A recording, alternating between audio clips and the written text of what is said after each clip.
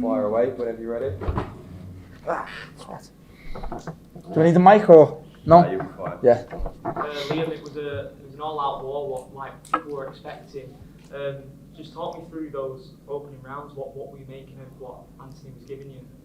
I thought obviously he boxed exactly how I thought he'd box. Obviously I didn't really give him much to think about early on. Obviously my legs were asleep. I started warming up quite early and then stopped.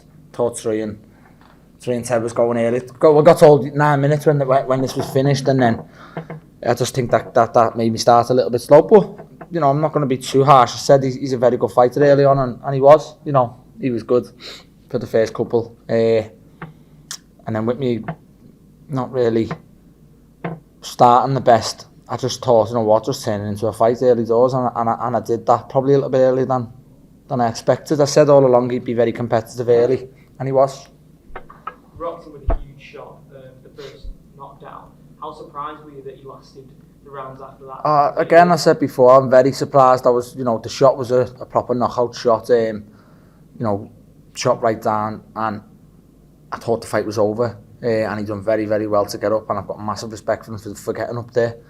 Maybe it was the Liverpool crowds, you know, but something dragged him up, and he finished it well. But I just thought, you know, you're not ready to go just yet. But I knew as soon as I hit him with that right hand, I knew the writing was on the wall. I thought, I'll get him again. I'm too good a fighter not to land clean again.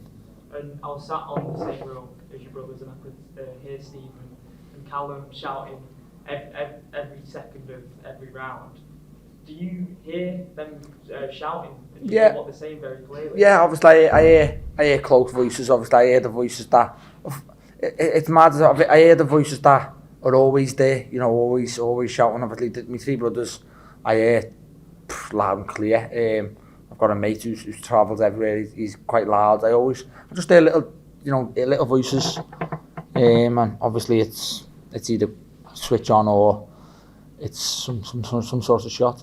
Was it relief when you finally caved in for you? It's obviously relief any time any fight ends, isn't it? But like I say, you know, if he got up then, it was only round 8. I definitely got to him again, whether he got up again or not. I feel when I did land flush and clean, it always seemed to have an effect. And then obviously it's a tough question to answer now, but it is inevitable. Where do you see yourself going forward after this? What sort of match will you looking for? Just hopefully Eddie can push me now and back me now. Obviously I knew, off the back of the curb and I've lost, he was going to use me for maybe, you know, obviously both for a Fowler, like as in, the fight sold, so I can't really knock him. It was unbelievable. You know, the crowd was very good. But like I said, I'm past that stage now. I was Ted and Troy have just fought for the British title that I had 7 years ago. It's got my name all over it. I think just back me now, give me one last push. If I don't make it, I don't make it, but I'm done then. So just give me one last push at some big fights. You know, he's promised us the Vargas fight, so hopefully that can be made. Yeah, unbelievable atmosphere as well. What do you make of the reception? It's unbelievable, something I'll never forget. Obviously, to have the reception I got against another Scouse lad is something that honestly touched me, and again, I'll never forget that ring walk, and I can't wait to get home and watch it again. Liam, you embraced with Anthony at the end of the fight for a couple of minutes. What was said? No, I'm just obviously, you know, I said beforehand, I got asked the question, I think it was off one of the matchroom guys saying, would I, you know, after the fight, would I help Anthony back if I was a winner? And I said, of course, but, you know, I needed to be fully up for that fight beforehand, and I needed to switch on. If I weren't switched on, I'd have come unstuck. You know, he's a good fighter, and if you're not switched on, you can come unstuck, so I needed to be fully switched on. And I just said to him, you know, it was more so as well, I said to him, massive respect for how you got up off that first right hand. You know, it was a finishing shot, and I was very surprised how he got up, and, you know, he got up well. So, obviously the fight's done. I've just shared a very good fight with him in front of 10,000 scousers. You know, I've got a lot of respect for him now. In the build-up to the fight, it was sort of, the impression was that, yeah, the quote was that he jumped the queue in the gym. Do you feel the same way now after being in the ring with him? Well, yeah, because obviously he's just said himself after it, you know, and that may have been a difference. You know, I've said from the start, you know, match me at any of them super welterweights on that bill tonight. Conway, JJ, Troy, Cheeseman, Fowler, it's very, very competitive early on. They're all very, very good fighters, but I've just been experienced now and I fought at a little bit of a higher level, and I just think it comes into play. You can't buy the experience I've got. And lastly, you sort of touched upon wanting the Vargas fight. Is that something you want next, or do you reckon that's an adrenaline response? Yeah, that was always a fight that, once I heard about it, I just, honestly, I love that fight. He's half Mexican, whatever he is. He's been in some good fights himself. He loves a bit of a war himself. And he was a massive name. He's a two-weight world champion. So once Eddie mentioned that was a fight that I just seemed to claw onto and always wanted. And obviously I've come down his head in over it for 2 years now since I beat Eglinton. But hopefully that can be made next. If not, just give me one last push towards some big fights. I think I've paid my dues now. Like I said before, I was British champion. What Ted and Trey were fighting for today, 7 years ago. I think just give me one last push at see how far I can go. If I don't get there, I don't get there. Eddie, it was a real battle of attrition out there amongst an unbelievable atmosphere, one of the best fighting cities in the country. What were your thoughts sitting at ringside? I could see you shouting all night. Yeah, it was a great night. I mean, I was shouting obviously a lot with the Ted Cheeseman fight. He's a part of the Matchroom gym, and he's just in unbelievable fights. And it was such a great fight. I mean, Troy Williamson was brilliant, strong, and after that fight, I wondered if we could kind of live up to the expectations of the main event, which we did. The atmosphere was brilliant. It was good to see Beefy actually soak it up and enjoy it. Fowler came to the ring quite quickly, and Liam took his time, and I think that was kind of the mentality a little bit of the fight, which was, I think, Liam sort of realising that actually, no, I'm going to enjoy this. And it was an unbelievable reception, great atmosphere. And the main event was great. Like Liam said, Fowler started well, and then it was just the world-class ability of Liam Smith that just took over the fight. Calm as well. Got the cut in the first round, never really panicked, just took his time, knew what he was going to do, knew how the fight would unfold, and the counter right hand that knocked Fowler down was an unbelievable shot. And listen, he did well to get up from that one, because that was a heavy knockdown, and from then it was only going one way. And with regards to the Jesse Vargas fight, I think when Liam lost to Kurbanov, although 99% of people thought he beat Kurbanov, I said to him, you need to get a big win, because the Jesse Vargas fight, you're coming off a loss. Vargas is coming off a loss. It's just not the fight that it could be. And I felt like if he had this fight tonight and had this profile fight and people dialed into the fight, it could give him momentum to go into a Vargas fight. Vargas has signed for that fight because he's still under contract for a fight from us from the Mikey Garcia fight. So he's ready and waiting. Liam's agreed to that fight already. We can just go straight into it. And it's just his eye, and I'd like to do that very early next year. I don't see why he should wait around and have 6 months between fights. He's actually had quite an active year with the Kurbanov fight, Fowler, and yeah, brilliant. Yeah, active for me. You mentioned Liam Smith's future, but we can't ignore the heart that Anthony showed tonight in front of a real hostile crowd for himself. Where do you see him going from here? I just felt that tonight for him was a no-lose situation, because if he was to win, he'd just catapult himself to world level, and he was stuck looking for big fights at domestic level. Ted Cheeseman chose to fight his mandatory, Troy Williamson. Leharaj is tied up. Fitzgerald's not fighting at the moment, and I couldn't deliver him a big domestic fight. So I said, look, here's a massive jump up and a gamble, but if you lose, I think you'll do well enough to get the respect of people for taking the fight, and then you just come back to the level you were at anyway. And I think he should fight Leharaj. But a lot of the chats in the change room, and I think Liam will agree as well, I think he should look to move up, to maybe to 160, because he's been at that weight since I think he was 17. And but he's a big 154. But also Liam is, I don't know whether he classed himself as a big 154, but he bossed him, and he actually bullied him in the end. So it doesn't matter whether you're rehydrated to 175 pounds. You know what I mean? If you're not strong at the weight, you're not strong at the weight. But it wasn't even that. It was just a good European level fighter against a world class fighter. Basically, that was what you saw tonight. Eddie, with Liam tonight and Callum 2 weeks ago, is there any possibility of a big Liverpool stadium fight with both the Smith brothers? Yeah, we always talked about it with Callum, and it was sort of before the pandemic. Anfield was a dream to do. I'll be honest with you, I think we could have sold 20,000 tickets tonight. Definitely. You know, Definitely. I mean, we had just under the full capacity, 9,700. Mate, people were going nuts for it. People were phoning me up saying, we'll pay treble. We'll pay whatever it is. Yeah, just let us going. know how much. Yeah. I said, well, don't have tickets. You know, leave us alone. And they sold out within a couple of days, and that really surprised me, because Liverpool does do well at the gate, and you do get sellouts when Callum boxed Rocky and stuff like that. But this went really quick, really quick. So, you know, to do Anfield, you need something major. You know, maybe Callum will fight Liam. You know, instead that might, or Jake Paul. I'd have that. Eddie Magomed Kavanagh was in the stadium tonight watching the fight. I think he was expecting to be called into the ring to speak. When he came up to me, I didn't realise who he was. And our sister was there, and he went, "Hey, did you call my name?" And I thought, "Who's that?" He had a hat on, no disrespect, but I didn't know. Absolutely. I mean, look, Liam will choose his fights with us, but I've got no interest in that fight at all. Yeah, I know what I said. I said that he messaged me beforehand saying I've come to your house now. And I just told him where to go. To be honest with you, I said, "Yeah, you've come to Liverpool to watch.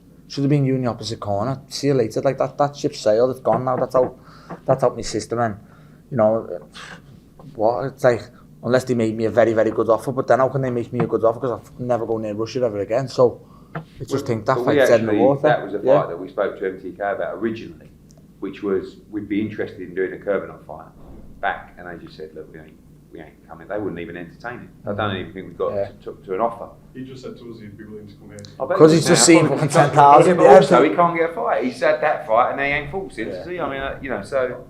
But no, I think Liam showed tonight. That's why I said that kind of fight's important, because that's watched all around the world by people going, "Wow, Liam Smith, he's a draw," you know, and look at that stadium, and you know, I just think the Vargas fight is the fight, you know. Would you bring that here again? Could do it here. You know, Callum needs to fight. You know, Paul might even make a comeback. You never know. And the lump. Yeah. And And Swift the upper cruiser. So you know, listen. I think with Liverpool, you really have to get the show right for it to work, because they know they're boxing inside out. So when you put on a great card, they come straight away. I said that me and Fowler would have sold anyway, but then the undercard was very, very good also. So that's why it sold as quick as it did. Yeah, but they get it. Yeah. Do you know what I mean? They know it's a good show.